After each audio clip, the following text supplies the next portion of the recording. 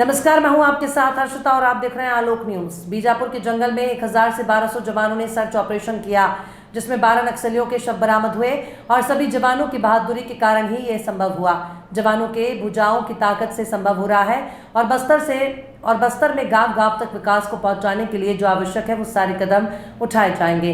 बिरनपुर की घटना को लेकर कहा कि वो सोशल मुद्दों को समझने की जरूरत है कि क्या हुआ था जिसके कारण ये घटना हुई।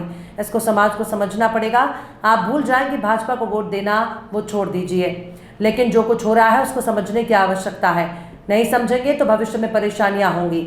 समिति के द्वारा एक जांच हुई थी, इसकी सामाजिक पक्ष के लिए अभी इसके और जांच की आवश्यकता होगी। आंकड़ों में मुस्लिम आबादी को लेकर कहा 50% पॉपुलेशन का बढ़ना सामान्य नहीं है, इसको भी देखना होगा, इसकी जांच भी होगी। केजरीवाल को बेल मिलने पर कहा कि ये न्यायिक प्रक्रिया है, उनको जनता को ये जवाब नहीं देना है कि वापस आ गए और हमको बेल मिल गया है। जनता को ये बताना है कि घोटाला किया उसका क्या मामला है। नक्सलियों से बातचीत को लेकर कहा बातचीत का रास्ता बिल्कुल खुला है, वही पहला रास्ता है, वही सरकार की मंशा है। बातचीत के माध्यम से ही सरकार इसको समाप्त करना चाहती है।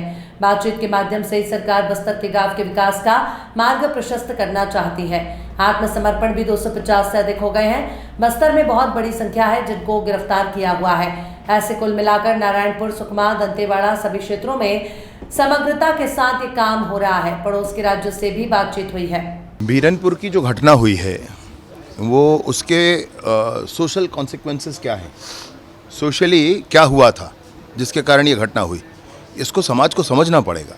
मतलब भूल जाएं कि भाजपा को वोट दें या न दें, वो छोड़ दीजिए, उस बात को कोई बहुत बड़ी बात नहीं है। लेकिन जो कुछ हो रहा है समाज में उसको समझने की आवश्यकता है। न समझेंगे तो भविष्य में परेशानियां होंगी।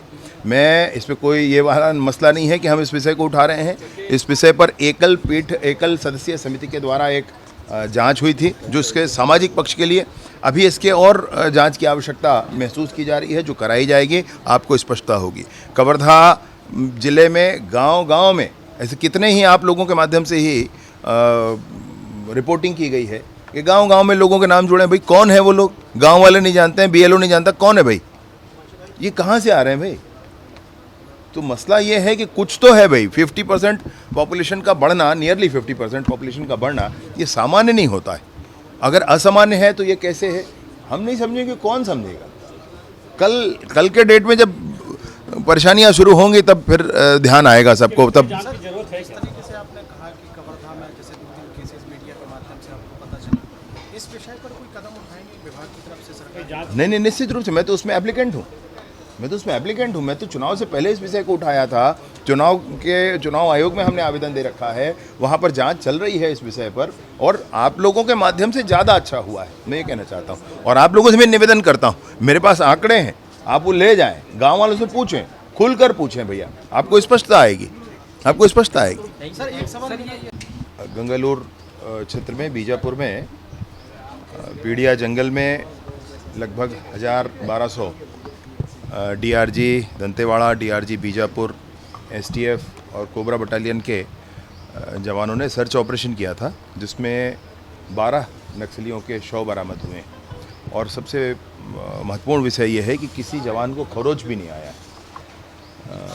मैं ये जवानों के शौर्य के कारण ही है, ये जवानों के भुजाओं की ताकत से संभव हो रहा है। और कवर्धा बस्तर में गांव-गांव तक विकास की गंगा पहुंचाने के लिए जो आवश्यक है वो कदम सारे उठाए जाएंगे। उपरांत भी सरकार हाथ जोड़ के विनम्रतापूर्वक ये ज़रूर कहना चाहती है कि हर हाल में कोई व्यक्तिगत या छोटे बड़े समूह में जैसे भी चर्चा करके, बातचीत करके बहुत अच्छे पुनर्वास नीति के साथ मुख्यधारा में वापस आएँ। समाज उनको स्वीकार करने में कोई हिचक नहीं दिखाने वाला है और वो समाज में पूरे सम्मान के साथ जिएंगे। साथ ही साथ बस्तर के लोग आज़ाद हो जाएंगे, बस्तर के गांव आज़ाद हो जाएंगे, बस्तर के गांवों में भी उन्नति पहुंच पाएगी, विकास पहुंच पाएगा।